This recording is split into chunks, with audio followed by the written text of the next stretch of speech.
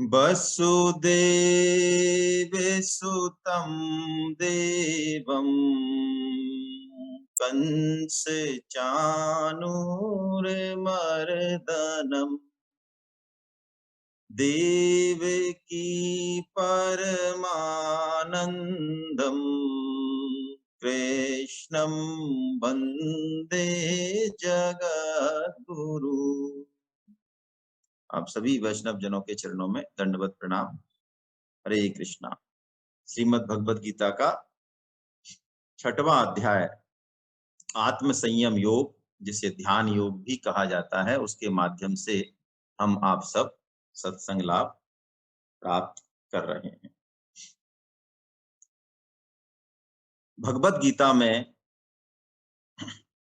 दूसरा अध्याय जो कि नींव है भगवद गीता की, वहीं से भगवान श्री कृष्ण इंद्रिय संयम पर बहुत जोर देते हैं। कोई सा भी योग गीता में हो, कर्म योग हो, ज्ञान योग हो, ध्यान योग हो, भक्ति योग हो, इंद्रिय संयम बहुत आवश्यक है। जीवन में छोटे से छोटे कार्य को भी हम लें, उसकी भी सिद्धि यदि हमारा संयम नहीं है, ध्यान नहीं है, तो उसकी सिद्धि भी नहीं होती। फिर आध्यात्मिक सिद्धि तो बहुत बड़ी बात है। तो इसलिए गीता इंद्रिय संयम पर जोर देती है। इंद्रियों का राजा मन है और मन की जो स्थिति है वो बहुत इंपॉर्टेंट है। कैसे कि इधर तो राजा है, बुद्धि का हालांकि है ये कनिष्ठ बुद्धि से, बुद्धि इसकी स्वामी है, लेकिन मन प्राय बुद्धि को भी अनुगामी बना लेता है।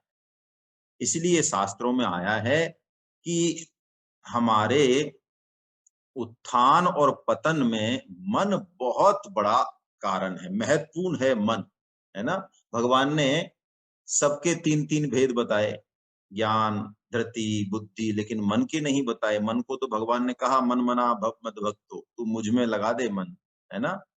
तो कहा गया है शास्त्रों में कि मन एव मनुष्यानाम कारणम बंध मोक्षयो बंधाय विषया संगो मुक्त निर्विषम मना। यानी मन ऐसा है कि यदि यही कारण का, यही उसका बंधन का कारण बन जाएगा और यही मुक्ति का कारण बन जाएगा। यदि संसार में, संसार के भोगों में यदि मन लग गया तो पतन हो जाएगा, और यही मन यदि सत्संग में, भगवान में लग जाए तो यही मन जो है फिर साधना बहुत सरल लगती है, आनंददायक लगती है। ध्यान, जिसकी चर्चा आज भगवान श्री कृष्ण करेंगे, मानो एक ऐसी विधि, और विधि क्या बल्कि कहा जाए तो ऐसी दृष्टि, आत्मदृष्टि, हमारी दृष्टि बाहर ही रहती है, लेकिन श्री गीता, श्रीमद् भागवतम, सब शास्त्र बताते हैं कि इस पिंड में ही ब्रह्मांड है।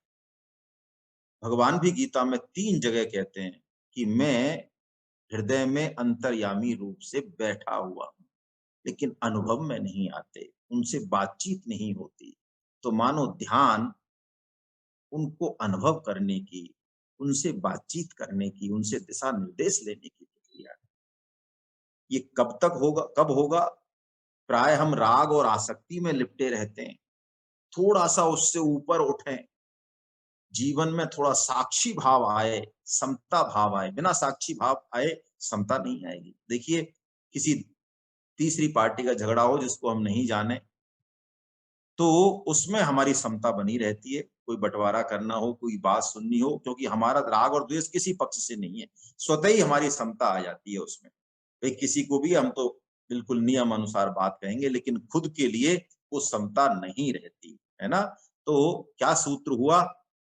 पहले इंद्रिय संयम, फिर जो है भोगों का त्याग, 5.22, और उसके बाद ध्यान, है ना। देखिए, ध्यान के आजकल बड़े बड़े इंस्टीट्यूट चल रहे हैं, लेकिन गीता का ध्यान आज हम देखेंगे बड़ा विलक्षण है। ये तीनों योगों में सहायक भी है और ये स्वतंत्र साधन भी भगवान ने इसको माना है एक जगह गीता में। आइए इस अध्याय को हम 4 भागों में वर्गीकरण करते।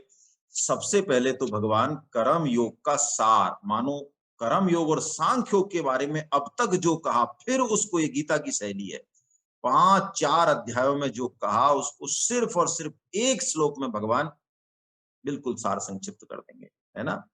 और 6.1 से 6.9 में ये कर्म योग का, सांख्य योग का सार बताएंगे भगवान, और आत्म कृपा हमारे एक आत्म कृपा यानी भगवान की कृपा तो है हमारे ऊपर, हमारी कृपा के बारे में बात करेंगे। दूसरे में ध्यान योग की पूरी प्रक्रिया भगवान बताएंगे 6.10 से 32 तक। फिर भगवान अर्जुन के प्रश्न के आधार पे मनोनिग्रह यानी मन को वश में कैसे करें इसका उपाय बताएंगे, आवश्यकता बताएंगे इसकी, और लास्ट में योग भ्रष्ट जो है उसकी गति का भगवान वर्णन करेंगे। आइए हम पहला श्लोक पढ़ें, बड़ा प्यारा श्लोक है और इस पर थोड़ी सी चर्चा करेंगे। श्री भगवान उवाच अनाश्रितः करम फलम कार्यं कर्म करोति यः स सन्न्यासी च योगी च न निरग्निर्न चाक्रिये। श्री भगवान बोले, जो पुरुष कर्म फल का आश्रय न लेकर करने योग्य कर्म करता है ना, वो सन्यासी और योगी दोनों है। केवल अग्नि का त्याग करने वाला सन्यासी नहीं और केवल क्रियाओं का त्याग करने वाला कर्म योगी नहीं। वाह! कर्म योग और सांख्य योग की मूल बात मानो बता दी भगवान। ऐसा प्यारा श्लोक है गीता की, ये ऐसी अवधारणा है, इससे पहले मानो कोई सोच नहीं सकता था कि बिना गेरुआ वस्त्र धारण किए, बिना संन्यास धारण किए कोई जीवन के सर्वोच्च लक्ष्य को प्राप्त कर सकता है ना? ये सोच भी नहीं सकता। गृहस्थ में रहते हुए, अपना बिजनेस करते हुए, अपनी नौकरी करते हुए सर्वोच्च लक्ष्य को प्राप्त कर सकता है, सोच भी नहीं सकता था। लेकिन भगवान श्री कृष्ण ने, भगवान शंकराचार्य ने गीता को बाहर निकाल के ये दृष्टि सबको दी। अब भगवान क्या कह रहे हैं? बिना कर्म फल की इच्छा के त्याग के या बिना संकल्पों के त्याग के कोई योगी नहीं हो सकता, कोई सन्यासी नहीं हो सकता। यानी दोनों में त्याग ही मुख्य है। देखिए, कामना के पीछे भी संकल्प है। पहले हमारा संकल्प होता है कोई कि हम इस व्यक्ति से, इस परिस्थिति से, इस पदार्थ से सुख लेंगे, तो उस संकल्प के पीछे भी सुखासक्ति है, जो 5.22 में हमने कल चर्चा की। तो इसी सुखासक्ति से ये कामना, ममता, अहमता, अज्ञान, अविवेक सब आता है। और भौतिक जगत में सुख है नहीं, इस बात को भगवान आगे 8.15 में भी कह देंगे और भी जगह कहा। हमारा भी अनुभव है, ये लगता है सुख लेकिन है नहीं। तो जब ग्लानि हो सुखों से, सुख का भोग करने के बाद, आज नहीं तो कल थककर हर एक को समझ में आ जाता है। स्वामी जी कहते हैं हमारे वहम पड़ा हुआ है कि धनी लोग, भोगी लोग सुखी हैं। उनसे पूछें तो पता चले कि वो कितने दुखी हैं। क्यों? जहां कामना होगी वहां दुख अवश्य ही होगा। तो विवेक को महत्व दें। मनुष्य जन्म सुख दुख भोगने के लिए नहीं मिला, ये तो साधन योनि है। जो मिला है उससे आगे बढ़ने की, अनंत आनंद की बात होनी चाहिए। चाहे चूहड़ी रामदास, सब नीचन में नीच, तू तो केवल ब्रह्म है, जो चाह न होवे बीच। चाहना के कारण ही हमारी संज्ञा जीव है, नहीं तो अहम ब्रह्मास्मि सो हम उसके अंश हैं, तो भगवान के सब गुण हम में हैं। तो भोगों से जो ग्लानि हो उसको महत्व दें और जीवन का उद्देश्य दृढ़ बनाएं। जैसे ही दृढ़ता आएगी उद्देश्य में, जीवन को महत्वपूर्ण समझेंगे, तो ये पक्की बात मान लें, फिर हम कोई सा भी रास्ता चुन लें, कर्मयोग चुन लें, सांख्योग चुन लें, ये दो नहीं है, ये एक ही है। रास्ते अलग अलग हैं लेकिन फल एक है ना? क्योंकि त्याग ही है दोनों में। और त्याग कर दें हम शास्त्र की बात मानकर, तो मजा आ जाएगा, मुक्ति हो जाएगी। नहीं तो परम श्रद्धेय स्वामी जी महाराज कहते हैं कि रखने की हिम्मत तो हम में से किसी की है नहीं। जिसका त्याग नहीं करें, चाहे व्यक्ति हो चाहे पदार्थ हो, वो छूट ही रहा है, छूट ही जाएगा। कब छूटेगा कोई पता नहीं पूरी तरह से। चाहे रिश्तेदार हो, चाहे घर वाला हो, चाहे वस्तु, कब छूटेगा? तो उसको साधन सामग्री माने, उसमें आसक्ति पहले छोड़ दें तो बात बन जाएगी, है ना। बहुत प्यारी बात भगवान यहाँ पे कह रहे हैं। अब एक बड़ी विलक्षण बात है कि एक से एक महापुरुष संसार में हमेशा रहते हैं। गीता जैसा शास्त्र और भी एक से एक बढ़कर शास्त्र हैं। दीक्षा हम ले लेते हैं, कंठी हम बांध लेते हैं, सत्संग हम करते हैं, दान दक्षिणा जो है हम सब करते हैं, सत्कर्म भी करते हैं, फिर भी हमारी प्रगति क्यों नहीं होती जैसी होनी चाहिए। तो इसमें एक कारण भगवान श्री कृष्ण बताते हैं, बड़ा प्यारा कारण है ये, और इसको आज हम समझें, है ना। जिनको बहुत जरूरत है किसी दूसरे के सहारे की, फालतू के सहारे की, वो समझ में आएगा कि वो जरूरत गलत है। 5वां श्लोक में आपको वाचन कर रहा हूं, आइए पढ़ते हैं। उद्धरेदात्मनात्मानं नात्मानमवसादये आत्मैव हि आत्मनो बंधु रात्मैर्विरिपुरात्मना। कैसा प्यारा श्लोक है ये, युवा पीढ़ी के लिए, बच्चों के लिए, सबके लिए बहुत जबरदस्त श्लोक है ये। क्या कह रहे हैं भगवान, इसमें मानो हमारी आत्मशक्ति को जागृत कर रहे हैं। वो कह रहे हैं, अर्जुन मैं पहले क्या आया, मैंने कोई विधान नहीं किया है कि तेरा पतन होगा कि कल्याण होगा, पूरी स्वतंत्रता दी है। इसलिए तू अपने आप से अपना उद्धार कर अर्जुन, तू अपने आप से अपना पतन मत कर। क्यों? तू खुद ही खुद का मित्र है और खुद ही खुद का शत्रु। मेरी कृपा तो हो गई, ईश्वर की कृपा हो ही गई, मनुष्य जन्म मिल गया, कलयुग में मिल गया, भारतवर्ष में मिल गया, भगवत गीता से परिचय हो गया। अच्छे स्वामी जी महाराज जैसे और भी बहुत संत हैं, मैं नाम नहीं ले पा रहा हूँ, बहुत सारे संत हैं, कमी नहीं है, आज भी बहुत सारे संत हैं। उनके दर्शन पर्सन हैं हमारे पास, सत्संग मिल गया, बताइए फिर क्यों नहीं जो है हम हमारा कल्याण हुआ। स्वामी जी कह रहे हैं, अपने ऊपर कृपा कर दो हे प्राणनाथ। स्वामी जी कहते हैं, कृपा करो प्राणनाथ, कृपा करो। क्या कृपा करो? कि अपने ऊपर कृपा करो। क्या कृपा करो? ये देव दुर्लभ जो मनुष्य जन्म मिला है, इसकी इंपॉर्टेंस समझें और दृढ़ निश्चय कर लें। जब तक खुद की आत्म कृपा नहीं होगी, सभी की कृपा, जितनी भी कृपा है, संत शास्त्र भगवंत, वो अप्रकट रहेगी, वो काम नहीं आएगी। खुद का होना, ये प्रकट होते ही, खुद की कृपा प्रकट होते ही, है ना, सब कृपा है। किसी का हाथ नहीं है, किसी की देखिए पैर नहीं है, किसी की आंख नहीं है, किसी के और बीमारी, उनसे पूछो इनकी क्या वैल्यू क्या है, हमें नहीं समझ में आएगा। हमने तो सब सुख सुविधा को, सबको टेकन फॉर ग्रांटेड ले रखा है, विवेक का हम इस्तेमाल नहीं करते। क्या कृपा घटी है ये हमें पता ही नहीं है। देवराज इंद्र जब भारतवर्ष में मनुष्य जन्म को और ऐसा दुर्लभ मौका देखते हैं, तो वो एक श्लोक बोलते हैं जो श्रीमद् भागवतम में 5वें स्कंद में है।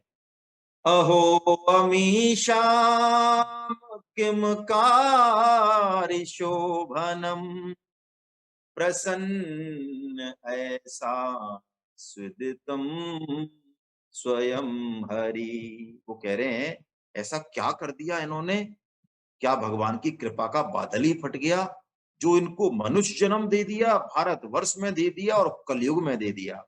ये जन्म लब्धम नृषु भारताजिरे मुकुंद से वो पयकम इस प्रहाहिना।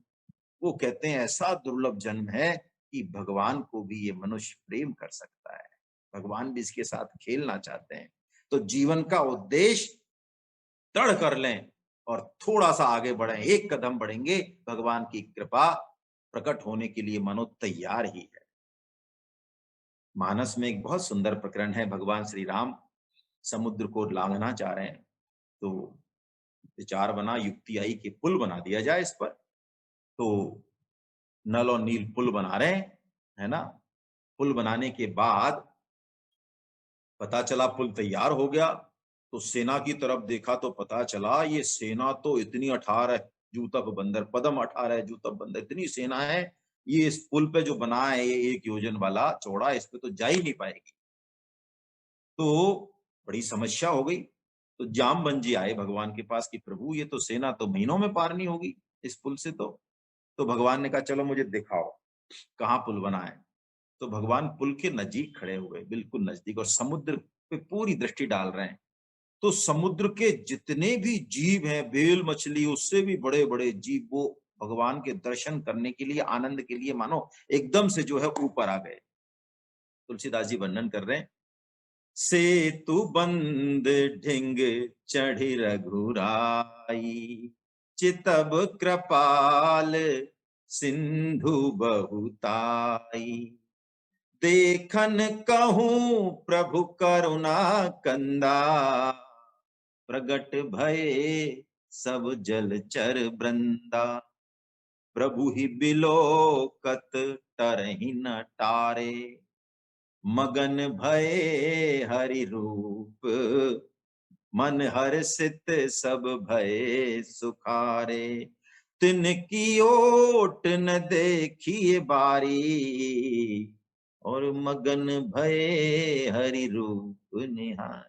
उन पर पत्थर भी फेंके तो भी वो टस से मस नहीं हो रहे हैं। ओहो, ऐसा सैकड़ों योजन लंबा पुल बन गया जिसपे पूरी सेना जो है गड़गड़ाहट करते हुए, चिल्लाते हुए पार हो गई। तो जामवंत जी ने कहा, प्रभु आपने तो अल्प समय में ही, क्षण मात्र में इतना बड़ा पुल तैयार कर दिया, फिर हमसे जो है आपने ये इतनी मेहनत क्यों करवाई?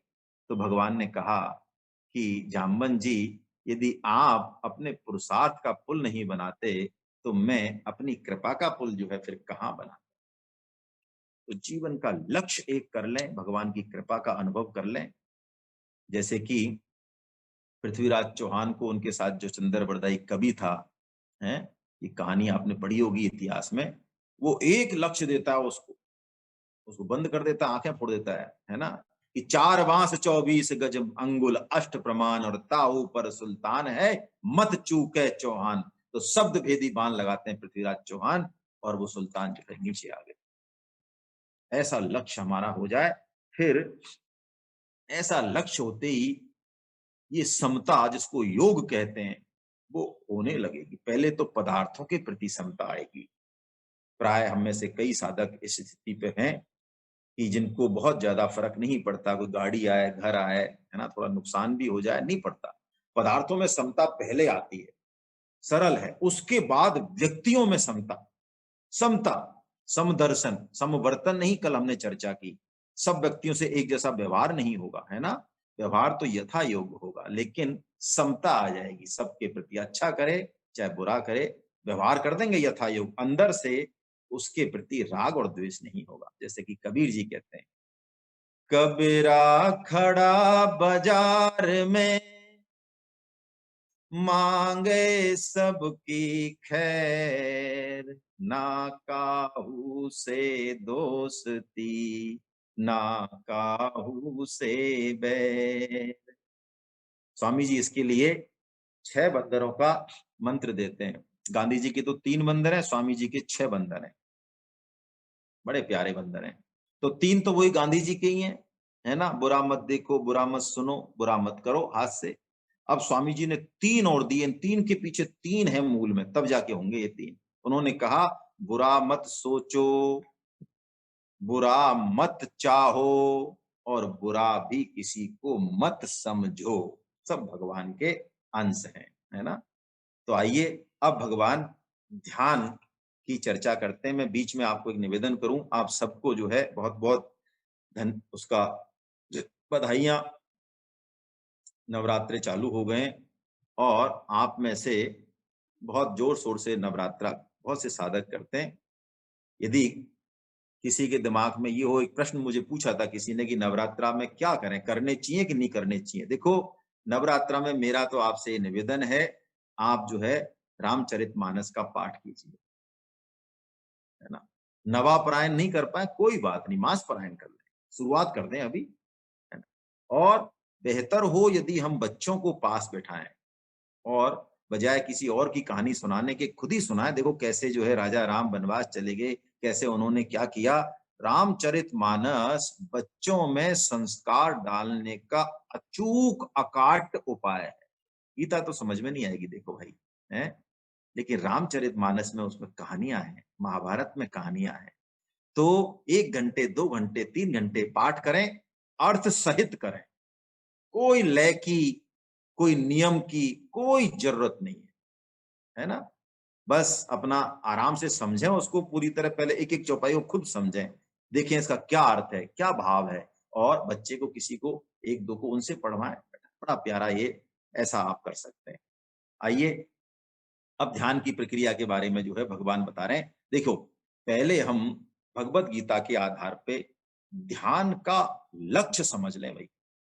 क्यों आजकल ध्यान की बड़ी जो है जोर-शोर से जो है बड़ा प्रचार है ध्यान का। हज़ारों रुपए लोग लेते भी हैं। 2-3 दिन के कैंप कराते हैं, 10-10, 15, और लोग बड़े प्रसन्न होके देखते हैं, कहते हैं बड़ा आनंद आया, बड़ा आनंद आया। थोड़ा-सा मन, थोड़ा-सा शरीर में, है ना? सारे रोग दूर हो जाते हैं कई। लेकिन देखिए, ध्यान योग का ये भौतिक लक्ष्य नहीं है। भौतिक फ़ायदे उसका बाई प्रोडक्ट हैं, वो होंगे अपने आप। उनके लिए इस स्तर पे नहीं रुक जाएँ हम भौतिक फ़ायदे पे। क्या लक्ष्य है? ये इस पूरे प्रकरण के एंड में यदि हम देखेंगे 6.29, 30 और 32, 31, 32, तो हमें पता चलेगा क्या फल है। भगवान 32 में जो लास्ट फल बताएँगे वो कहेंगे, आत्मोपम्येन सर्वत्रम। हे अर्जुन, ये ध्यान योग का जो सिद्ध हो जाता है ध्यान योग से, वो सब में अपनी ही आत्मा का दर्शन करता है। सर्वत्र प्रभु दर्शनम, सर्वत्रम, वो सब जगह प्रभु का दर्शन करता है ना? ऐसे भगवान इस लक्ष्य को लेके, और जो है अर्जुन को ध्यान योग, यो माम पश्यति सर्वत्र सर्वम च मयि पश्यति, ऐसा भगवान कहते हैं। तो आइए, ध्यान से पहले, ठीक-ठीक ध्यान करने से पहले 5 चीज़ों पर कंसंट्रेट करें। 5 चीज़ें, ये मानो प्राइमरी एलिजिबिलिटी है। 10वां श्लोक हम लोग ले रहे हैं, है ना? 10वें श्लोक को पढ़ते हैं, वहाँ भगवान बता रहे हैं कि ध्यान की मैं परंपरा बताऊँ, आसन बताऊँ, विधि बताऊँ, इससे पहले तू ये 5 चीज़ें देख अर्जुन। कौन-कौन सी? 10वां श्लोक। योगी युञ्जीत सततमात्मानं रहसि स्थिता एकाकीयत चित्तात्मा निराशीर परिग्रह। अर्थ अलग अलग ही कर लेते हैं। पहला, योगी युंजीत सततम आत्मानम। आत्मानम का मतलब मन है यहाँ, यानी ध्यान में लगातार अभ्यास होना चाहिए। ऐसे नहीं 3 दिन हो गए, मन तो हमारा लगता ही नहीं है, 3 महीने से कर रहे हैं, कुछ नहीं मिला, नहीं। परम श्रद्धेय सेठ जी महाराज 3 घंटे भगवान विष्णु का ध्यान करते थे साकार का। युंजीत लगा रहे, सततम मन को लगाए, वो तरीका बताएंगे भगवान। और रहसी, एकांत में, है ना? ध्यान में बाहरी एकांत भी बहुत जरूरी है। और एकाकी, रहसी यानी वैसा एकांत, तो एकाकी यानी अकेला, अकेला हो। भीड़ में भी गीता का साधक अकेला रह सकता है। क्या मतलब? उसका जो संबंध है भगवान से, उसकी जो याद है भगवान से, उसका जो होश है, जो साक्षी भाव है कि मैं शरीर नहीं हूं, ये ढोल पीटने की जरूरत नहीं है, ये साक्षी भाव उसका बना रहता है। यही एकाकी है। ऐसे नहीं कि एकांत नहीं मिला तो चढ़ बैठे किसी के ऊपर, लड़ाई हो गई उल्टी, कहाँ ध्यान किया। यत चित्तात्मा, ध्यान करें, हैं? खा पी लें ऊट-पटांग, मन और इंद्रिय वश में नहीं है। भगवान कहेंगे आगे 6.16 और 17, बहुत ही प्यारे श्लोक हैं। बच्चों के लिए तो विशेषकर, हम सब के लिए, साधक के लिए विशेष उपयोगी। युक्त आहार विहारस्य, भगवान बताएंगे। भैया जो काम करना है, आर्मी में जाना है तो उसी हिसाब से आहार विहार करो, है ना? ध्यान में बैठना तो उसी हिसाब से करो, सत्संग में जाना है, भक्ति करनी, जो भी मतलब, है ना? शरीर का काम करना है कोई तो उस हिसाब से आहार विहार युक्त होना चाहिए। अपरिग्रह, बात हुई है हमारी इस पे। गृहस्थ के पास संग्रह रहेगा, वस्तु का भी रहेगा और भी रहेगा। वो फक्कड़ 10 लोग आ जाए और कह दें साहब हम तो गीता के साधक हैं, हमारे पास तो कुछ, अरे ग्रस्त हैं हम, हमारे पास साधन सामग्री होनी चाहिए।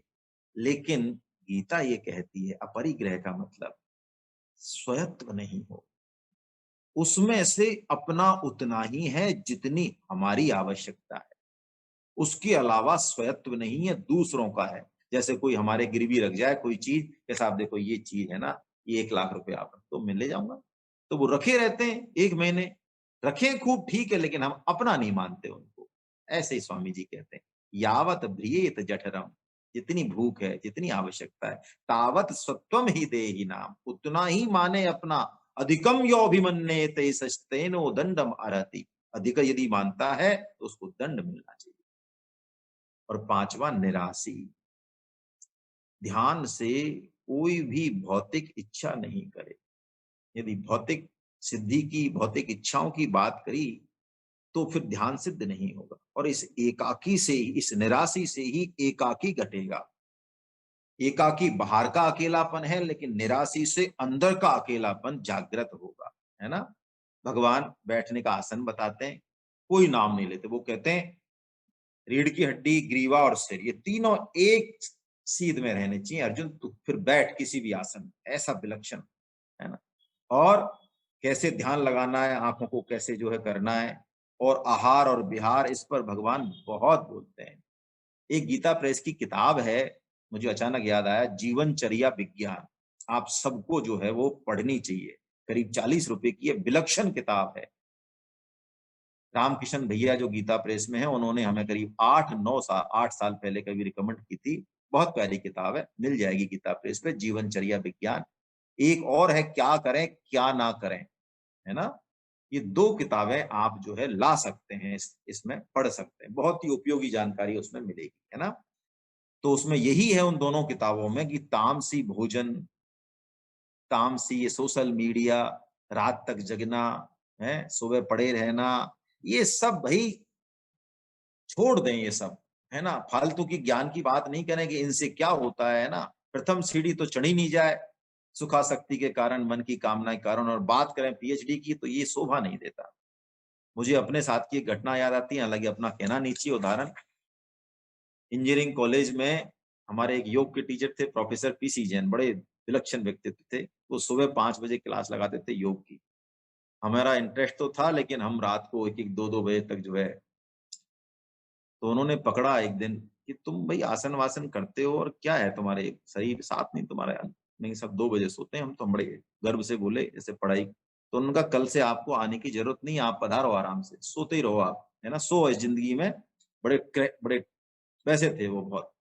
तो कहने का मतलब है आहार विहार बहुत इंपॉर्टेंट होना चाहिए, बहुत युक्तायुक्त होना चाहिए। अब देखिए एक बहुत प्यारी बात, जो ध्यान योग करते हैं उनको थोड़ी सी कड़वी भी लग सकती है, लेकिन परम श्रद्धेय स्वामी जी महाराज की बात है, और आप इसको थोड़ा ध्यान से सुने, है ना। मैं देख रहा हूं कि अब ज्यादा, हाँ, भीड़ भाड़ नहीं है जैसे कि शुरू शुरू में थी। जिनको जल्दी जल्दी गीता समझ में आ गई वो चले गए मेरे ख्याल से, है ना। तो टिकेंगे वही इस भगवत गीता के अमृत में, जो थोड़ी सी खुद के ऊपर कृपा करेंगे भाई, भगवान की बात मानेंगे, हैं, प्रचार करेंगे, खुद पढ़ेंगे भी, स्वाध्याय करेंगे। नहीं तो वो 18 दिन का सार जो है 1, 2 या 3 दिन में निकाल के, और बहुत इंपॉर्टेंट काम है उनके लिए, वो चले गए, है ना। आपकी लगातार कोशिशों के बाद भी वो चले गए, ठीक है। फिर भी जैसे वो नहीं मान रहे, ऐसे हम भी नहीं माने, हम भी उनको जो है करते रहे हैमरिंग, है ना, कि प्रभु पधारो। चलिए, ध्यान योग के परम श्रद्धेय स्वामी जी महाराज हमको मास्टर ट्रेनर कहते हैं, है ना। मुझे इसको बड़ी अच्छी लगती है मुझे ये बात। वो कहते हैं तुम सब ध्यान सीखने के लिए क्यों पैसे बर्बाद कर रहे हो, तुम सब मास्टर ट्रेनर हो। मास्टर ट्रेनर का मतलब समझते हैं हम, तुम सैकड़ों लोगों को शिक्षा दे दो ध्यान की, जितनी भी ध्यान की विधियां हैं अब तक उन सब में दे दो, क्योंकि लक्ष्य क्या है ध्यान का, मन जहां लगना चाहे वहां जितनी देर हम लगाना चाहें लग जाए, हटाना चाहे हटा दे। हमारा अपमान हुआ फिर भी हम हंसने लग जाए, तो मान लें कि ध्यान सद गया। तो अब स्वामी जी उदाहरण देते हैं कि कभी आपने, पहले तो पीले रंग की चलती थी, वो तो बंद कर दी मोदी जी ने 500 रुपए वाली। चलो अब लाल रंग की चल रही है, उसका उदाहरण ले लें। लाल रंग की गड्डी कभी गिनते हुए गिनी होगी आप में से ज्यादातर लोगों ने, तो जिन्होंने गिनी वो सुने इसको उदाहरण को। गिनते समय कभी आपको जो है, आपका ध्यान कभी इधर उधर गया, पत्नी ने आवाज दी, अरे भाई सुनते हो, चाय मतलब फीकी या मीठी, या 2 या 3 कितनी बनानी है, कौन आने वाले हैं। तो उसको कहेंगे 78 और 69 70 71 72 73। मजाल है कोई कुछ भी झूल जाए गर्दन पे बच्चा, लेकिन मजाल है वो 100 तक की गिनती टूट जाए। या फिर वो गिड्डी गिनते हुए और 35 पे रुक गए, अरे यार मन नहीं लग रहा है, क्या करें, जिंदगी में बोरियत हो गई। फिर 5 गिने, अरे यार क्या करें, कैसे गिने इनको भाई, है ना? मन ही नहीं लगता है गीता सुनने में महाराज, है ना? एक बार में ही उसको जो है पूरी गिड्डी को गिन जाएंगे और फिर घर वालों कहेंगे दिखता नहीं है तुमको, अब बता कितनी चाय मैं बताता हूँ अब। यानी मजाल है जो हमारे ध्यान को कोई तोड़ दे। दूसरा उदाहरण जो स्वामी जी महाराज देते हैं, देखो बड़े प्यारे उदाहरण है ये ध्यान के लिए। मैं बुराई नहीं कर रहा हूँ किसी की, लेकिन मैंने जितने भी ध्यान अब तक देखे, ज्यादा तो नहीं देखे, मुझे इनके आगे कोई चीज टिकी नहीं, मुझे नहीं लगी, मतलब क्योंकि इसको यदि हमने हृदय में उतार लिया तो हमारा ध्यान बिना किसी युक्ति और बिना पैसे के भी सधेगा बहुत अच्छे से, है ना? ये संसारी तो समस्या करता है ध्यान सधने में हमारी, पुरानी वासना, पुराना भोग, कोई संकल्प, कोई और समस्या, मन भागता है। तो हमारा राग और द्वेष है संसार, उसके प्रति स्वामी जी एक उदाहरण और देते हैं। वो कहते हैं किसी माँ का बच्चा यदि मेले में खो जाए और वो ढूंढ रही है उस बच्चे को, उसका ध्यान देखिए आप। क्या उसको अपने बच्चे से सुंदर बच्चे नहीं दिखते? दिखते हैं। क्या उससे भी काले कुरूप और ऐसे बच्चे नहीं दिखते? दिखते हैं। लेकिन ना उसका उनमें राग होता है और ना द्वेष होता है। क्यों? लक्ष्य एकदम स्पष्ट है, मेरे बच्चे को ढूंढना है। जिस दिन साधक का लक्ष्य स्पष्ट बन गया कि मुझे एक परमात्मा की प्राप्ति करनी है, तो फिर ये संसार की जो शिकायत करते हैं महाराज, ये चीज ध्यान नहीं लगता, ये राग है, ये द्वेष है, इसका मतलब परम श्रद्धेय स्वामी जी कहते थे, आप झूठ बोल रहे हो, आपका लक्ष्य दृढ़ नहीं। स्वामी जी ने उदाहरण दिया साधक संजीवनी में, एक प्रेम का अपने प्रेमी से मिलने जा रही थी और ऐसी मतवाली थी उसके प्रेम में, उसने बताया कि बस मस्जिद के पीछे जो खाली जगह एकांत है उसमें आ जाना। वो दौड़ी और मौलवी साहब जो है वो बिछा के और वो बैठे हुए थे। अचानक उनका ध्यान गया तो वो पैर रखती हुई उस पे जो उन्होंने बिछा रखा था उस पर निकल गई वो आगे। तो बड़ा गुस्सा आया उनको। बैठे रहे वो घंटे आध घंटे, आने दे, जब मैं पूछता हूँ, पूछा उसको आए तो, कैसे तेरे को इतनी तमीज नहीं कि मैं प्रभु की इबादत में था, उस अल्लाह की इबादत में था और तूने मेरे पैर रख दिया, तेरे को इतना? तो वो बोलती है, मैं नर राची ना लखी, तू कस लख्यो सुजान, पढ़ कुरान बोरा भयो, राचो नहीं रहमान। अरे तूने वास्तव में उस अल्लाह से, उस ईश्वर से प्रेम नहीं किया है, तेरी इबादत, अरे मैं एक आदमी, एक भौतिक आदमी के प्रेम में पड़ के मतवाली हो गई। तू कैसा, तूने उस ईश्वर से प्रेम किया है, तुझे ये ध्यान है कि मैंने पैर रखा? तो स्वामी जी कहते हैं जैसे पतिव्रता स्त्री पीहर में रहते हुए भी अपने पति की तरफ ध्यान रखती है, गाय, नववत्सला जो गाय है, वो चाहे चारा चरती रहे इधर उधर, लेकिन उसका अपने बछड़े पर ध्यान नहीं हटता। ऐसे ही हम ध्यान करें, जो तेरी आपी हर रहे और सुरति रहे पिय माय, जो जन तू जग में रहे हरि को भूले ना।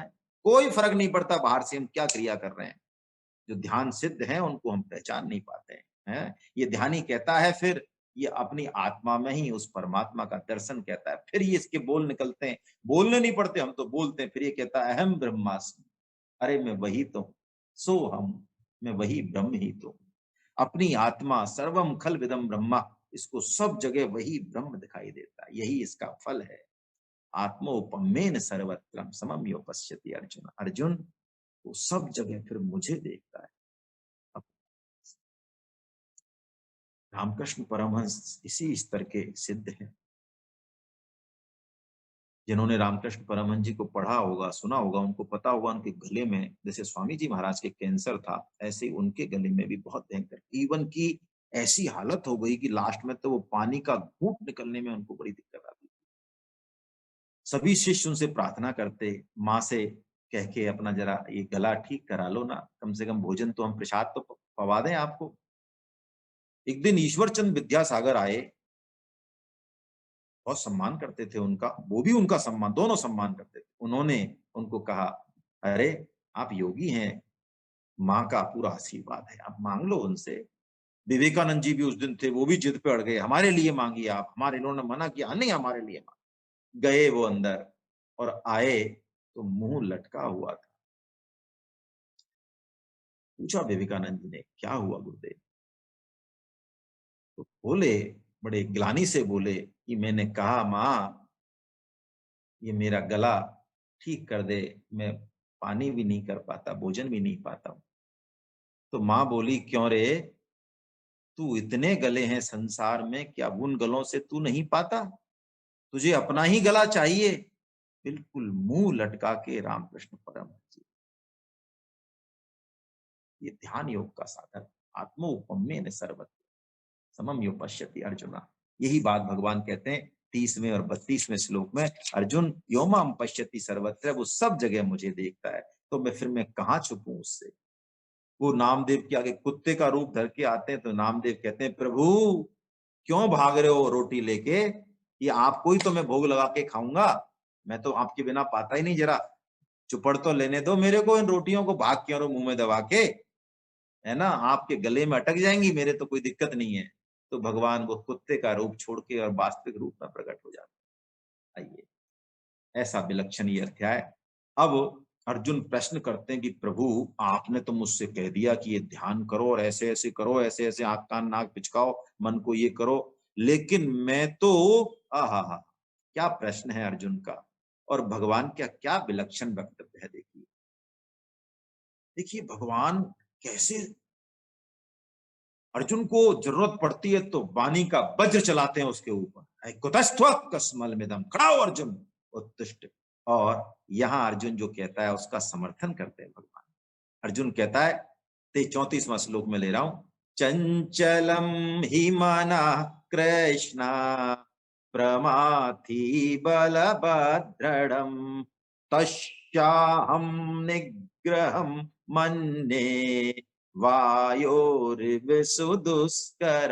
प्रभु ये मन आपने तो कह दिया बस में कर लो, अरे ये बड़ा चंचल है, प्रमथनशील है, मतलब मत देता है हमारे दिमाग को, जिद्दी है, मारे मरे नहीं, काटे कटे नहीं, हटे हटाए नहीं, है। आप कह रहे हो बस में कर लो, मैं तो इसको इतना कठिन मानता हूं जैसे इस कमरे की वायु को मैं अपनी मुट्ठी में बंद करना चाहूं।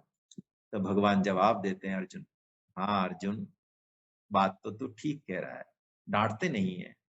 श्री भगवान वाह, असंशयं महाबाहो मनो दो निर्ग्रहं चलम् अभ्यासेन तु कौन्तेय वैराग्येन च गृही। बहुत प्यारा श्लोक है और बड़े मजे की बात है। इस मन को वश में करने के हम समस्त शास्त्रों में चक्कर काट आए, इन दो उपायों के अलावा तीसरा उपाय मिलेगा नहीं। अभ्यास है न, तू बहुत, अर्जुन तू बात ठीक कह रहा है, मन को वश में करना बहुत मुश्किल है लेकिन असंभव नहीं है, तू लगा दिया भगवान ने। दो उपाय कर तू, कौन कौन से? अभ्यास है न तू कौन थे, वैराग्य न चक्रिय। अर्जुन अभ्यास और वैराग्य से ये भस्म हो सकता है, भगवान का वचन है। देखिए अभ्यास सिंपल मतलब तो है ही बार बार किसी चीज को करना, ये बात तो बिल्कुल ठीक है ही। करत करत अभ्यास के जड़ मत होत सुजान, है। और रसरी आवत जात ते सिल पर पड़त निशान, ये तो हमने पढ़ा है सबने। श्रीधर भट्ट जी जो श्रीमद् भागवतम के प्रकांड वक्ता हुए हैं, उनके ऊपर कोई वक्ता है ही नहीं। आज जितने भी वक्ता हैं आज पहले, वो सब श्री श्रीधर जी भट्ट जी महाराज की जो टीका है उसी से ही जो है सब कहते हैं वो श्रीधर जी महाराज को स्कूल से मतलब बाहर निकाल दिया उनको, मंद बुद्धि थे, कुछ समझ में आता ही नहीं था, बड़े अपमानित फील किया उन्होंने, है ना। गुरुमुख सिंह जी बाबा साहब अपना मुझे व्हाट्सएप कीजिए, यहाँ मुझे कुछ मत लिखिए, मैं इस पोजीशन में नहीं हूं कि आपका नंबर नोट कर पाऊं, है ना, क्षमा करें, व्हाट्सएप कर दीजिएगा बाद में। तो कुएं पर बैठ गए वो कि मैं तो आत्महत्या कर लेता हूँ, मेरी कहीं इज्जत ही नहीं, घर पे भी क्या जाऊं, घर वाले अलग डांटेंगे। कुएं पे बैठे तो माताएं हैं, स्त्रियां वहां पे मूंज की रस्सी से पानी भर रही थी, तो देखा उन्होंने दो दो अंगुल निशान पड़ गए पत्थर पर, भगवत कृपा, ऐसी बिजली कौंधी उनके दिमाग में, उन्होंने प्रण किया कि लाओ अब मैं उसी शास्त्र को जिसको मैं 6 महीने में याद नहीं कर पाया, मैं छोड़ूंगा नहीं जब तक याद नहीं कर पाऊंगा। थॉमस अल्वा एडिशन का भी एक ऐसा ही उदाहरण है, तो नोबेल पुरस्कार जिनको मिला, एडिशन जिन्होंने बिजली का आविष्कार किया। ये भी कहते हैं बचपन में बहुत मंद बुद्धि थे, खूब इनके टीचर्स ने, प्रिंसिपल ने खूब इनको जो है कोशिश की, फिर उन्होंने कहा भाई नहीं पड़ेगी पार। एक दिन उन्होंने बुलाया उसको, थॉमस अल्वा एडिशन को, बच्चा ही था, और उसको लिफाफा दिया, उसमें टीसी थी उसकी, रिजेक्टेड, स्कूल से बाहर। उसने कहा इसको खोलना मत, अपनी मम्मी को दे देना, माता को दे देना। तो माता को दिया बड़े प्यार से, वो तो सोच रहे थे कुछ जोरदार चीज होगी, कोई बहुत बढ़िया काम कर दिया दिखता है। तो माता उस चिट्ठी को पढ़ के उनकी आंखों से आंसू आ गए। बोले कि माँ क्यों, आपकी आंखों में क्या लिखा है इसमें? देखो कैसी माता रही होंगी। उन्होंने कहा कि बेटे इसमें लिखा है कि तुम जीनियस हो, तुम इतने कुशाग्र बुद्धि वाले हो, तुम्हारे अंदर इतनी क्षमताएं हैं कि तुम्हारे लेवल का ये स्कूल नहीं है, इसलिए उन्होंने हाथ जोड़ दिए कि हम इसको नहीं पढ़ा, इसलिए बेटे मैं तुमको घर पे ही अब पढ़ाया करूंगी। थॉमस अल्वा लिखते हैं कि मेरी आंखों से रुलाई नहीं रुकती। बहुत माँ के जाने के कई बरसों बाद उनको वो जब वो टीसी मिली और वो सब सिस्टम मिला, तो उनके समझ में आया कि मैं आज जो हूं माँ की वजह से। ये अभ्यास है ना। लेकिन देखिए इससे भी ऊंचा जो अभ्यास, जो मैं आपको बारंबार निवेदन करता हूं, ये तो अभ्यास भौतिक हैं। सबसे बड़ा अभ्यास नाम जप। मत सोचिए ज्यादा, लीजिए बस 24 घंटे लीजिए हैं, हरे राम राम राम, कुछ नहीं तो हरे भी छोड़ो, राम राम राम राम राम राम राम राम राम राम राम, लोग पागल कहें तो कहें, है ना। केशव केशव कूकिए, मत कूकिए असार, और रात दिवस के कूकते, कब हूं तो सुने पुकार। अरे राम नाम रटते रहो, जब लगी घट में प्राण, कब हूं तो दीन दयाल के भनक पड़ेगी। उनके कवि दूसरा बताते हैं भगवान वैराग्य। देखिए गीता का एक मंत्र में आज आपको निवेदन करूं। कई पुराने साधक भी पूछते हैं ज्ञान कर्म ये क्या है, भगवान कभी एक बता देते हैं, कभी अलग बता देते हैं। कर्म योग भी विवेक प्रधान साधक है, ज्ञान में भी कर्म चाहिए। तो एक ऐसा उदाहरण हम देखें आज जिससे ये बात समझ में आए, जैसे अभ्यास और वैराग्य ये भी ऐसे ही है। बस देखो, कपड़ा यदि काटना हो तो कैंची के दोनों फलक चाहिए, बस यही सारा रहस्य छुपा हुआ। एक फलक कितना ही तीव्र हो आपका, काम नहीं बनेगा, दोनों फलक हो। है कर्म योग और ज्ञान योग दोनों ही एक दूसरे का आश्रय लेते हैं, और इसके पीछे हम हैं, कोई शक्ति है जो चला रही है इनको, ऐसे नहीं चल रही है ये कैंची। यहाँ लग तो रहा है ऐसे ही चला रहे, हाथ चला रहे, नहीं, इस हाथ से होते होते मन बुद्धि आत्मा परमात्मा वो शक्ति है अखंड। तो बस तीनों ही है। तो वैराग्य जैसे अर्जुन में है, उर्वशी के काम नियंत्रण को ठुकरा दिया, नहीं आप मेरी माता हैं। बिना वैराग्य के अभ्यास कितना भी हम कर लें सफल नहीं होगा। ध्यान रखें, सिद्धि प्रकट हो जाएंगी, सफल नहीं होगा। रज्जब जी का मैं उदाहरण देता हूं, पुराने साधकों ने तो सुना हुआ है, नए साधकों के लिए देता हूं। रज्जब जी राजस्थान के जयपुर के पास के सांगानेर के संत हुए हैं। कहते हैं उनकी बारात, उनकी शादी हो गई, मतलब शादी होने वाली थी, तो वो गए घोड़े पे चढ़ के, तो गुरु मिल गए उनके दादू जी बीच में ही। तो गुरुजी ने उनको देख के रज्जब को कि अरे ये तो इतना संत है, साधक है, हमारे पास आता है, ये कहाँ जा रहा है फंसने। तो उन्होंने दोहा बोला, रज्जब ते गज्जब कियो, सिर पर बांधी मोर। वो मोर जिसमें फूलों की लड़ियां लगी रही, शकल नहीं दिखती है। और आया था हरि भजन को, और कीन नरक में ठौर। बस तू बंधेगा आप चक्री में, चढ़ेगा तू, है ना। तो एक ही उस इतने दोहे से रज्जब जी उतर गए, फिर शादी नहीं की। हाँ, ये मोर तो रखी उन्होंने जिंदगी भर। कि दादू से सदगुरु मिले, शिष्य रज्जब से जान, एक ही शब्द सुलझ गए, रही न खेचाता। वैराग्य परम आवश्यक। बल्कि मैं तो अपनी बुद्धि से कह रहा हूं, मैंने पढ़ा तो नहीं है कहीं, अभ्यास से पहले भी वैराग्य। तुलसीदास जी कहते हैं तभी मानिए कि हम जगे हैं, वरना तो सो रहे हैं बस। कुछ भी कर लें, बड़े से बड़ा सत्कर्म कर लें, समाधि लगा लें, चाहे खूब बढ़िया समाधि लगती हो, भले ही ध्यान सत्ता हो, यदि वैराग्य नहीं है, नहीं पड़ेगी पार। जानिए तब ही जीव जब जागा, जब सब विषय विलास विरागा, उमाज राम चरण अनुरागी, तजत बमन जिमि जन बड़ भागी। क्या बात है तुलसीदास जी महाराज की। तो वो कहते हैं जिस दिन ये संसार के विषय सुख कैसे लगे, बमन जैसे। हाँ, देखिए मल नहीं कहा तुलसीदास जी ने, शास्त्र में आया है, आप अन्यथा नहीं लें। मल को तो फिर भी इंसान अपने मल को, दूसरे के नहीं, अपने मल को तो देख लेता है, उसमें बहुत ज्यादा अनिजी फील नहीं करता। लेकिन बमन जो है, उल्टी जो है, उसको तो देख भी नहीं पाता। तो बमन की तरह जब त्याग हो जाए, फिर अर्जुन एक प्रश्न पूछते हैं कि प्रभु आपके कहने से मैं चल तो दूं आपकी तरफ, और आप कह रहे हो बैराग, तो मैं छोड़ भी दूं संसार को, लेकिन मैंने छोड़ दिया संसार और मैं उधर नहीं पहुंचा, तो कहीं मैं छिन्न भिन्न बादल की तरह, जैसे बादल का एक टुकड़ा इधर से तो अलग हो जाए, दूसरे बादल में मिले नहीं, तो कहीं वो नष्ट तो नहीं हो जाता। हे प्रभु, मेरा तो आप पर ही विश्वास है, आप ही इस संशय का छेदन कर सकते हैं, अटल विश्वास है, आप जो कहेंगे वो मानूंगा। भगवान अर्जुन के इस प्रश्न के उत्तर में देखिए आप कैसी बात कहते हैं। आज जितने भी हम सब साधक हैं, अपने अंदर भगवान की कृपा अनुभव करें। देखिए कैसे कृपालु हैं भगवान, क्या बात कह रहे हैं भगवान। आइए देखते हैं हम 40वां श्लोक पढ़ते हैं।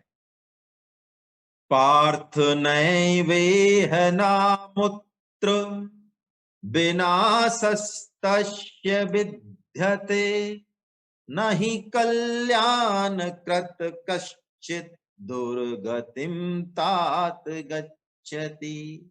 पार्थ नैवेह नामुत्र विनाशतस्य विद्यते। अर्जुन, जो ऐसा साधक है जिसने निश्चय कर लिया भगवान की तरफ चलने का, भगवत प्राप्ति का, जो भगवान का, गीता का, वाणी का सहारा ले रहा है, वो ना तो इस लोक में ना परलोक में उसका विनाश नहीं होगा। क्यों? अरे उसका तो कल्याण ही होगा, उसकी दुर्गति नहीं हो। हाँ, वो डेविएट हो सकता है, वो अलग बात है, और उसकी संज्ञा फिर योग भ्रष्ट हो जाती है। लेकिन देखिए ये योग भ्रष्ट जो है ना, इस शब्द को सुन के कहीं गलत अर्थ नहीं लगा लें। योग भ्रष्ट में भ्रष्ट की महिमा नहीं है। भ्रष्ट तो वो कोई छोटी सी कामना कोई आ गई, वो बहुत बड़ा योगी है। योग की महिमा है योग भ्रष्ट में, है भ्रष्ट की महिमा नहीं है। सुनने में ऐसा लगता है इसे भ्रष्ट है क्या, ना ना ना ना, है ना। ये जो भगवान बता रहे हैं योग प्लस भ्रष्ट, बहुत उच्च स्थिति है। जैसे कि जड़ भरत का आपने सबने नाम सुना होगा, वो संपूर्ण पृथ्वी का राज भरत जी महाराज, जड़ भरत तो अगला जन्म है उनका, भरत जी, भरत जिनके कुल वंशज हैं हम, संपूर्ण पृथ्वी का राज छोड़ के तपस्या करने चले गए। जब तपस्या किया, अंत में एक हिरनी शेर की दहाड़ से छलांग लगा के मर गई। उसका शिशु जो है गिर पड़ा पानी में, वो लेके आए, उसको पाला पोसा, लेकिन उसके बाद उनका मोह पड़ गया उसमें। वो ऐसी चिंता करते, ध्यान करते करते, अरे उसको कोई खा नहीं जाए, वो भी उनके पैरों को सहलाता, कान को सहलाता, मुंह को सहलाता, बड़ा प्रेम करते उसको। बड़ा होने के बाद भी उन्होंने छोड़ा नहीं उसको कि तू जा भाई, जैसे बाकी लोग रह रहे हैं तू रह, बड़ी उसकी। तो भरत जी अंत समय में उनको मृग का ही चिंतन हुआ, इसलिए वो मृग योनि हो गई। लेकिन मृग योनि में उनके पास जो सामान था वो सब रहा एज इट इज। देखिए इसी बात को कह रहे हैं भगवान। भगवान का कैसा आश्वासन है, ये बहुत प्यारी बात है। भगवान हालांकि इस बात को कह आए पहले 2.16 में भी किया है ना सतो विद्यते भावो ना भावो विद्यते असत। अर्जुन, सत का कभी विनाश नहीं होता। आगे भी कहेंगे सत भावे साधु भावे, 17.27 में कहेंगे। 2.40 में भी भगवान ने कह दिया स्वल्पम अपयश्य धर्मस्य त्रायते महत्, है ना, इसका विनाश नहीं होता। एक भी नाम, एक भी सत्संग, एक भी भगवान की वाणी वो सत है, उसका विनाश हो नहीं सकता। जब भी हम आएंगे, ठीक है, डेविएट हो जाएंगे, जब भी हम आएंगे यात्रा उससे आगे से शुरू हो। जैसे हम दिल्ली जाएं, पहले पैदल जाते थे, हरिद्वार जाएं तो रात को जहां सोए धर्मशाला में, सुबह वहीं से उठेंगे, हैं? लेकिन भौतिक जगत में ऐसा नहीं होता। मैं आपको एक विनोद की बात बताऊं, सपोज 10 करोड़ हमारे अकाउंट में जमा है, आधार कार्ड भी हमारे पास है, और उसी कॉलोनी में हमारा जन्म हो गया, और हमको याद है कि हमारा इस घर में, है ना, इस नाम से हम थे, और हमारा अकाउंट है बैंक में, इस वाली बैंक में जो मालवीय नगर वाली बैंक है। आधार कार्ड भी हमने उस दुकान से बनवाया, निकलवा लेते हैं हम, और उसके पास जाते हैं, देखो भाई ये हमारा आधार कार्ड है, ये हम, अब पूछ लो आप इस अकाउंट में कब कब पैसे निकले, कब, हमें सब याद है, हम ही है वो। तो हमको 10 करोड़ रुपए दे दो आप हमारे ऐसे अकाउंट के, वो कहते हैं हट बाहर निकल, कहां से आ गया है। कोई कैसा, हमने तो पीएचडी की थी मैथमेटिक्स में पिछली बार, फिजिक्स में या मैथमेटिक्स, इसलिए हम नहीं पढ़ने वाले हैं अब एबीसीडी जो है। तो वो कह देंगे भैया तेरी पीएचडी की, है ना, वो कोई लेना देना नहीं है, लेनी पड़ेगी तेरे को, अब नया सिस्टम, नई डिग्री लेनी पड़ेगी। तो ये जो आश्वासन है भगवान का, ये बहुत विलक्षण है, बहुत विलक्षण। एक भी नाम खाली नहीं जाएगा, व्यर्थ नहीं जा सकता, भगवान ये घोषणा करते हैं। सत्संग देखिए ये मिलता है आसानी से, इसलिए जैसे कि जीवन मिल गया ना, इसलिए इसके प्रति महत्व बुद्धि होती नहीं। मनुष्य स्वभाव है, करें क्या, टेकन फॉर ग्रांटेड, है ना, तड़पा तड़पा के और घिसा घिस के कोई चीज मिले तो उसकी वैल्यू समझ में आए, नहीं तो नहीं आती है। सत्संग को परम श्रद्धेय स्वामी जी महाराज कितनी कृपा बताते हैं भगवान की। वो कहते हैं, आप इसको अन्यथा मत लीजिए, अब भक्ति योग चालू हो रहा है इसलिए भगवान कुछ हृदय की बात कह रहे हैं। अगला श्लोक लेंगे हम अंतिम। वो कह रहे हैं साधन करना मानो कमाकर खाना है, साधन करना तो कमा कर खाना है, लेकिन सत्संग करना तो मानो करोड़पति की गोद में चले जाना है। अब चले गए आप टाटा बिरला अंबानी गोद, तो वो तो हो गया, अब क्या है, अब आपने कुछ, वो तो सब आपका हो गया। या फिर स्वामी जी कहते हैं जैसे कि घर में धन गड़ा हुआ हो, ऐसा है सब। और सत्संग किसके लिए आवश्यक, सत्संग की क्या विशेषता है। जितने भी ये साधन है, कर्म योग हो, ज्ञान योग हो, चाहे भक्ति योग हो, यदि तामस, है ना, तमोगुण यदि बहुत गहरा है, मूढ़ता बहुत गहरी है, अज्ञान बहुत गहरा है, तो ये काम नहीं करेंगे कोई भी। लेकिन सत्संग बहुत अलग चीज है, बहुत अलग चीज है। बिनु सत्संग विवेक न होई, राम कृपा बिन सुलभ न सोई। अब मोहि भा भरोस हनुमंता, बिनु हरि कृपा मिलहि नहीं संता। विभीषण जी क्या कह रहे हैं, राक्षस कुल में जन्म लिया, राक्षस हूं, भजन बनता नहीं है, लंका में आके और तुमने दरवाजा ठोका, मैंने नहीं कहा कहां है गुरुदेव। तो साधक पूछ रहे थे गुरु कैसे मिलेंगे, हैं? तो गुरु किसको कहते हैं, गुरु है कौन। क्या विवेक गुरु नहीं है, क्या माता गुरु नहीं है, क्या प्रकृति गुरु नहीं है, क्या गीता गुरु नहीं है, क्या स्वामी जी सेठ जी गुरु नहीं है। थोड़ा लाभ उठा लें इनका, और फिर जो है गुरु जिस फॉर्मेट में चाहिए वो भी कृपा कर देंगे, भगवान आ जाएंगे, वो जरूरत होगी तो आ जाएंगे। जो पहली क्लास में दूसरी क्लास में अभी एडमिशन है, तो उसकी तो क ख ग 12 खड़ी पढ़ ले, सीधी पीएचडी की क्यों जरूरत पड़ रही है? तो सत्संग सबके लिए, कोई तमोगुनी है तो रजोगुनी है, और कोई सिद्ध है, कोई सिद्ध भी है ना, उसको भी सत्संग में सबसे ज्यादा आनंद तो वही लेता है। रामचरित जे सुनत अघाही, और रस विशेष जाना तिन नाही। क्या प्यारी बात है। देखिए, इससे हम पता लगा लें कि हमको सत्संग में हमारी स्थिति क्या है और सत्संग या गीता हमको छोड़नी कब चाहिए। कई साधक हैं वो कह रहे हैं साहब अब गीता का नाम मत लेते ना, आप 6 महीने से जो है आपने तंग कर रखा है हमको, हम परेशान हो गए हैं। सुने बिना भी रहा नहीं जाता और सुनते हैं तब भी जो है हम हमारी जानते हैं। ठीक है महाराज, लेकिन देखो चलो बात तो सही है, थोड़ा डिफरेंट भी होना चाहिए, वो एक अलग बात है, उनका मैं गलत नहीं कर रहा हूँ, मजाक कर रहा हूँ। लेकिन यदि सत्संग में भगवत कथा लीला श्रवण में हुकुकी लगे, अंदर से चटपटी लगे, मजा आए, नहीं सुन पाए तो दुख हो, गुस्सा नहीं दुख हो कि अरे आज तो भाई गड़बड़ हो गई, हम तो रह ही नहीं पा, कैसे करें, कहां से सुने, कैसे करें, कौन सा सत्संग अटेंड करें, तो मान लेना अब भगवान की कृपा अनुभव है, आने लगी, कृपा तो घटी रही है, अनुभव में आ रही है, अब आनंद आने वाला है। जब द्रवहि दीन दयाल राघव, साधु संगति पाई, जेहि दरस परस समागमादिक, पाप राशि नसाई। बहुत प्यारी बात है तुलसीदास जी महाराज की। देखिए सत्संग में हम पहुंच जाएं, शुद्ध भक्त संत वहां बैठे हैं, सदगुरुदेव बैठे हैं, बस मुंडी लटका के बैठे रहे, चाहे ऐसे ही हो, है ना, कि कब खत्म हो भले। उनकी दृष्टि यदि पड़ी, जे ही दरस, आहा, आपने दर्शन किए, इतने संत हैं वहां, अब करेंगे, करने ही पड़ेंगे दर्शन, आंख थोड़ी फोड़ेंगे अपनी। दर्शन हो गए, भीड़ भाड़ में परसन हो गए, थोड़ा है ना स्पर्श भी हो गया, और उनका समागम हो गया, उनसे बातचीत हो रही है, चर्चा हो रही है, कोई संशय समाधान हो रहा है, या वही कर रहे हैं, हम सुन रहे हैं। जेहि दरस परस समागम, दिक पाप राशि नसाई। झूठा पड़ जाएगा थ्योरी ऑफ कर्मा जो है, राशि कहा, पाप का पहाड़ भी होगा ना, वो चल के खाक हो जाएगा। अर्जुन क्यों चिंता करता है, ऐसा श्लोक है ये।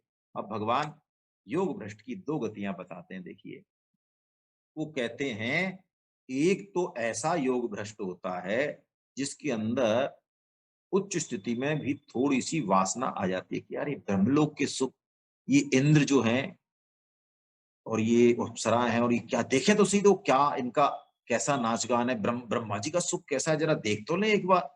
कहीं कोई थोड़ी सी भी सूक्ष्म वासना यदि रह गई तो भगवान कहते हैं कि उनका जन्म सुचि नाम श्रीमताम गेहे योग भ्रष्टो भी जायते। अर्जुन वो शुद्ध श्रीमानों के घर में जन्म लेते हैं। शुद्ध श्रीमान कौन है, हमारे यहाँ पे भी हैं, जिनके घर में कोई कमी नहीं है, खूब पैसा है, खूब श्री है, संपदा है, लेकिन फिर भी उनका भाव भगवान की ओर है, सत्संग की ओर है। गलत पैसा उनको नहीं चाहिए, कितना ही भले करोड़पति हो, गलत पैसा नहीं चाहिए, करुणा है, दया है हृदय में। तो उनके घर में इस योग भ्रष्ट का जन्म होता है। फिर वहां वो भोग भोगता है, मर्सिडीज गाड़ी है, ऑडी है, और भी कोई विदेश घूम, जो भी है भोग है, भोगता है। फिर पूर्व अभ्यास के कारण अपने आप फिर भगवान की तरफ चले। एक तो ये है, एक वो है जो किसी वजह से योग भ्रष्ट हो गए, ऐसी कोई बहुत बड़ी वासना तो नहीं थी लेकिन ऐसे हो गए किसी वजह से, तो ये वैराग्यवान योगियों के घर में जन्म लेते हैं, जैसे कि जड़ भरत जी हैं।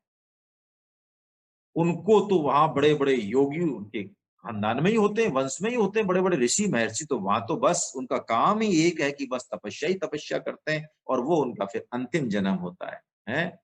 लेकिन भगवान कह रहे हैं अर्जुन तू चिंता मत कर, चाहे इसमें हो गति चाहे उसमें हो, लेकिन उसका पतन नहीं होगा, है जो मेरी तरफ चलने वाला उसका पतन नहीं होगा। भक्ति बीज पलटे नहीं, जो जुग जाए अनंत, ऊंच नीच कुल उपजय, और रहे संत को संत। ऐसी बात है, ऊंचे नीचे कुलों में भी जन्म हो जाएगा, लगेगा ऐसा जैसे अजामिल वैश्यागामी हो गए हैं, लेकिन वही अजामिल क्योंकि बहुत बड़े पंडित थे, भगवान का भजन करते थे, वही अजामिल नारायण बोलते हैं मात्र अपने बेटे को, वो भी भगवान को नहीं बोलते हैं, बेटे को बोलते हैं, बिल्कुल बेटे को ही बोलते हैं, भगवान को नहीं बोलते। लेकिन भगवान तो मानो ऐसे रॉन्ग कॉल सुनने के लिए तैयार बैठे हैं। है कि नारायण, हाँ भैया अजामिल जी बोलो क्या हाल चाल है आपके, हरे कृष्णा। अरे हमने लगाया ही नहीं आपको कही कि हरे कृष्णा, कि नहीं नहीं हमारा नाम है हरे कृष्णा, हमने भेज दिए आपके लिए विमान और वो भेज दिए। ऐसे भगवान मानो ये रॉन्ग कॉल सुनने, हम तो कहते हैं हट, रॉन्ग कॉल है, हट, किसने बोला फालतू हमारा खाएं। और भगवान तो भक्त का रॉन्ग कॉल सुनने के लिए मानो तैयार बैठे। अच्छा भैया नारायण बोला, साहब हमने नहीं, अरे हमें हमारा ही हम ही है नारायण, जो भी होगा उसमें भी तो हम ही है, हम ही है, तुम्हारे पुत्र में भी हम ही है। हाँ हाँ फिर ठीक है महाराज। तो ऐसी बात, इसीलिए देखिए मानो अब भगवान इस अध्याय के बिल्कुल अंत में ये कर्म योगी और सांख्य योगी के बारे में इतना सब कुछ बताने के बाद, ये फसल की निराई गुड़ाई करने के बाद, अब भगवान भक्ति रूपी बीज डाल रहे हैं, जो मंतव्य है भगवान का। और यहाँ आदेश दे रहे हैं, भगवान आदेश बहुत कम देते हैं गीता में। मैं आपको निवेदन करूं, बात तो बता देते हैं, आदेश नहीं देते कहीं भी, देते हैं कहीं कहीं जगह, बात देते हैं उनको पकड़ लेना चाहिए, बस उसमें दिमाग नहीं लगा लेना चाहिए बिल्कुल भी। यहाँ भी कह रहे हैं अर्जुन से, तपस्विभ्यो अधिको योगी ज्ञानेभ्यो मतो अधिक कर्मेभ्योश्च अधिको योगी तस्मात् योगी भवार्जुन। अर्जुन तू योगी हो जा, सकाम भाव से तू ना कर्म योग में जा, नहीं तो तेरा कर्मी सकाम कर्मी हो जाएगा। ज्ञान योग में भी मत जा, कहीं मत जा, तप में कुछ मत जा, और तू योगी बन जा। और उन योगियों में भी गुप्त बात बताते हैं, 47वां श्लोक अंतिम श्लोक, योगीनामपि सर्वेषां मद्गतेनान्तरात्मना श्रद्धावान् भजते यो मां स मे युक्ततमो मता। उन योगियों में भी अर्जुन जो भक्ति योगी है, भक्ति योगी मतलब करे चाहे कुछ भी, आश्रय भगवान का रखता है हृदय से, है वो मुझे सबसे सर्वश्रेष्ठ योगी है वो। हाँ, मेरे मत में जितने भी योगी हैं, हठ योगी हो और योगी हो, 50 तरह के योगी हैं, है ना, सबसे ऊंचा योगी ये भक्ति योगी है। अर्जुन का तो प्रश्न था नहीं कि कौन सा योगी सर्वश्रेष्ठ है, तो अर्जुन ने इधर से सुना हमारी तरह और इधर से निकाल दिया। फिर पूछेंगे 12वें अध्याय में, महाराज सर्वश्रेष्ठ योगी कौन है, तो भगवान कहेंगे तेरे को बता के आया ना पहले। यही होता है, देखिए प्रश्न उत्तर इसलिए भी आवश्यक है। यदि हमारा प्रश्न होता है तो उसका जवाब हमारे दिमाग में अच्छे से बैठता है, और प्रश्न किसी का वहां पूछते रहो तुम, हमारा कोई लेना देना नहीं है। जीवन शरीर, हाँ हमें ध्यान नहीं आ रहा है, हमने मांगा हो, कोई एग्जाम हमने पास की हो, आप कहते रहो चिल्लाते रहो शास्त्र बहुत दुर्लभ है दुर्लभ है, करोड़ों आदमी है मिला हुआ अरबों आदमियों को, काई का दुर्लभ है, नहीं समझ में आएगी बात, है ना। लेकिन भगवान की कृपा अद्भुत है ना। बस हम पुकार लगाते रहें और भगवान से संबंध हम मानते रहें, जैसा भी संबंध हमारे हृदय का भाव है, सच्चा है तो झूठा है तो जैसा भी है, आइए लगाते हैं पुकार। उसके बाद जिनके भी प्रश्न उत्तर हों, समय में देख लेता हूं कितना है, हाँ कुछ समय है, आज कर सकते हैं प्रश्न उत्तर आज। चलिए पुकार लगाते हैं पहले, हे नाथ, हे मेरे नाथ, मैं केवल आपका हूं। हे नाथ, हे मेरे नाथ, आप कृपा करो, मैं आपको भूलूं नहीं। नारायण नारायण नारायण। हरे कृष्णा, हरे कृष्णा। आप में से जिस साधक के भी प्रश्न हैं, आर्यन आसोपा साहब को मैं अनम्यूट कर रहा हूं। आसोपा साहब जरा अपने आप को अनम्यूट करें, एक बार करें बस जी, बोलिए जी सर। मैं आपसे पूछना यदि आप चाह रहा वीडियो हूँ खोल साहब कि सकें कल आपको तो खोल लें, मेरे लिए थोड़ा बात करना आसान हो जाएगा, जरूरी नहीं है जी। मैं आपसे पूछना चाह रहा हूँ साहब कि कल मुझे नहीं आपने आपकी, इसका मतलब कोई ना कोई आपकी देखो आवाज देखिए आप प्लीज, आपकी जी आप मोबाइल की आवाज कम है शायद, इसको बढ़ाइए जरा। मैंने तो पूरी कर रखी है सर। जो अभी कर वॉल्यूम दी वाला अभी। जो स्विच है उसको हाँ जी हाँ कर कीजिए। दिया, पूरा पूरा कर दिया सर। अच्छा पूरा है, कोई हाँ समस्या है फिर। चलिए आप तो प्रश्न पूछिए, मैं कान में लगा देता हूँ, बोलिए। मैं यूं कह रहा था साहब, कल आपने कर्म योग का एक दुश्मन बताया था, भक्ति योग हाँ। का दुश्मन बताया था, सांख्य योग का दुश्मन बताया था। तो भक्ति हम्म। योग का तो दुश्मन आपने बताया था, कामना चाहना बताई थी आपने। नहीं नहीं नहीं, मैं दोबारा रिपीट कर नहीं देता हूँ। जी नहीं नहीं नहीं बताई थी।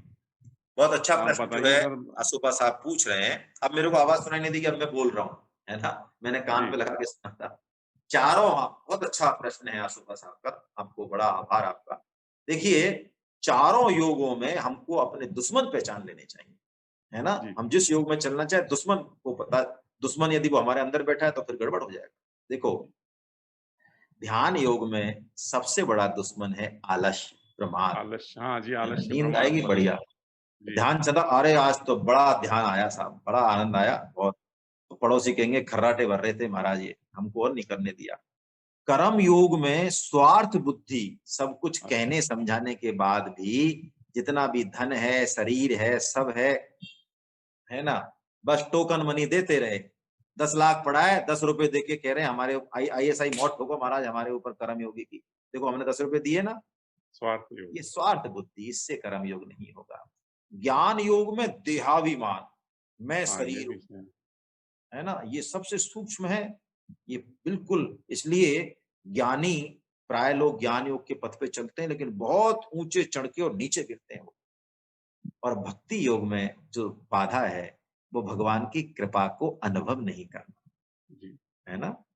देखो, आपने जो बात कही उसको ही मान लेते हैं, ये चार तो हैं, अब हमारे बात के ऊपर आपकी बात। सबसे बड़ी बाधा यही है जो आप कह रहे हो, सुखासक्ति, कामना, ठीक है ना, ऐसा मान। जी चलिए, जी। मैं अब अब देखो आप, सतीश चंद्र तंवर साहब जो हैं, वो जरा अपना अब वो पता नहीं, उनका तो म्यूट अनम्यूट खुल ही नहीं रहा है। चलिए, केशव देव सिंगल साहब, आपने हाथ खड़ा कर रखा है क्या? दोबारा करें जरा, पहले से ही खड़ा था आपका। और प्रमोद दसोरा साहब को मैं अनम्यूट कर रहा हूं, जब तक वो दोबारा कोई, प्रमोद दसोरा साहब अपने आप को अनम्यूट करें। हरे कृष्णा। हरे कृष्णा सर, जी सर। सर प्रणाम सर, पहले सबसे प्रणाम। पहले तो नवरात्रि की शुभकामनाएं आप सभी भक्तजनों को। जी सर। मेरा भी एक सवाल था साहब, काफी दिनों से दिमाग में घूम रहा था। मैंने जी। वो राजेंद्र जोशी साहब ने गीता संजीवनी भेंट की थी, और मैं हम्म। उसको पढ़ रहा था, तो उसके कोई एक अध्याय में 5वां अध्याय था या 6ठा अध्याय था, उसमें हम्म। आया था कि जो आजकल के जमाने में गर्भ निरोधक का जो साधन प्रयोग करते हैं उसको पाप माना गया है। हम्म। उसको बोले ये पाप है, और उसको अगर कोई यज्ञ करता है तो उसका फल नहीं मिलता है, वो अपने बुजुर्गों को, किसी को जो है वो बिल्कुल। तर्पण नहीं बिल्कुल। करता। बिल्कुल। तो क्या हम बिल्कुल। सब लोग पाप कर रहे हैं इस वक्त, और हमारी आने वाली देखिए, पीढ़ी भी पाप की भोगी होगी? बिल्कुल।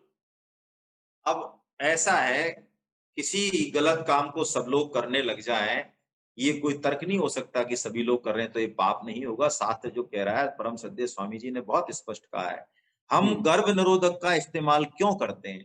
क्योंकि हमें अपनी यौन वासना पर, कामना पर कंट्रोल नहीं होता।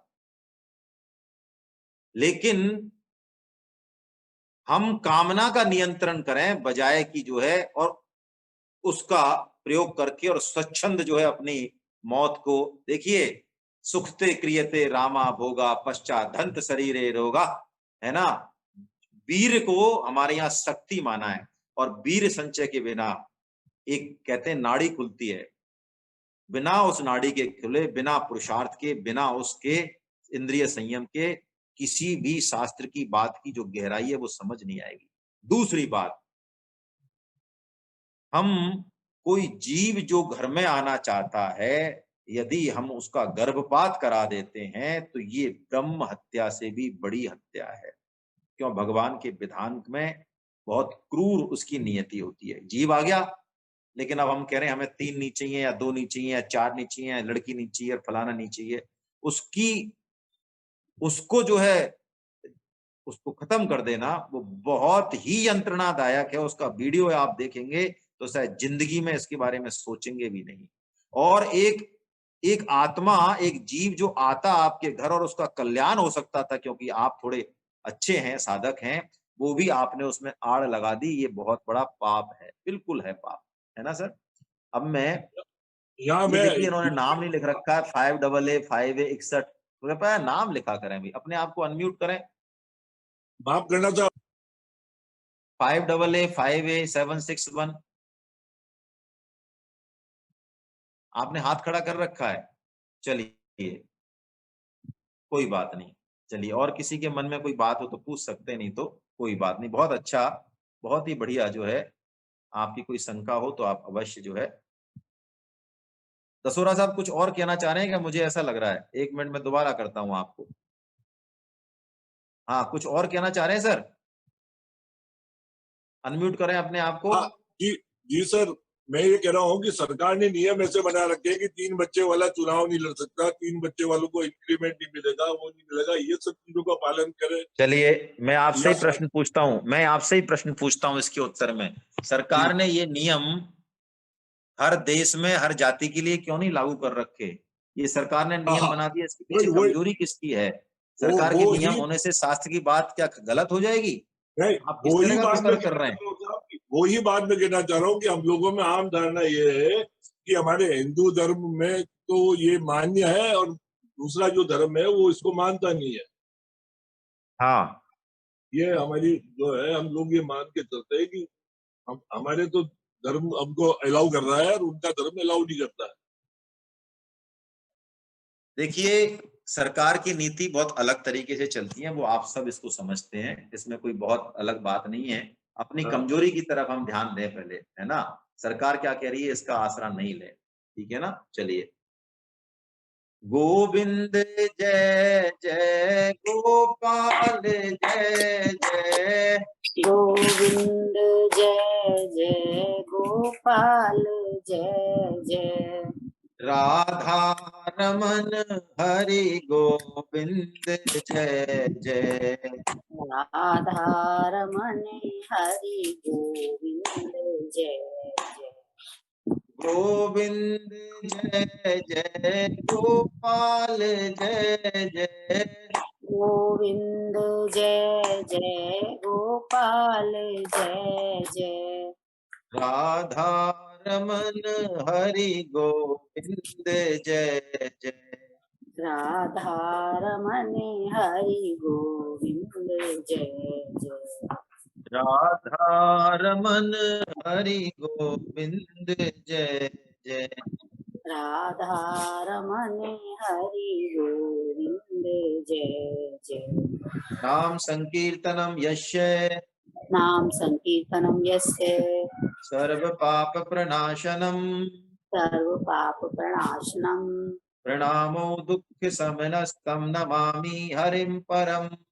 प्रणामो दुख समस्तम नमामि हरिं परम। बोलो वृंदावन बिहारी लाल की जय, बोलो जय बाके बिहारी लाल की जय, जय बोलो राधा गोविंद देव सरकार की, बोलो आज के आनंद की जय। आप सभी वैष्णव जनों के चरणों में मेरा दंडवत प्रणाम। कल हम फिर मिलते हैं इसी समय। हरे, कल तो सॉरी भागवतम होगी 4 बजे, परसों जो है सोमवार से हम लोग, है ना, मिलते हैं। हरे कृष्ण हरे।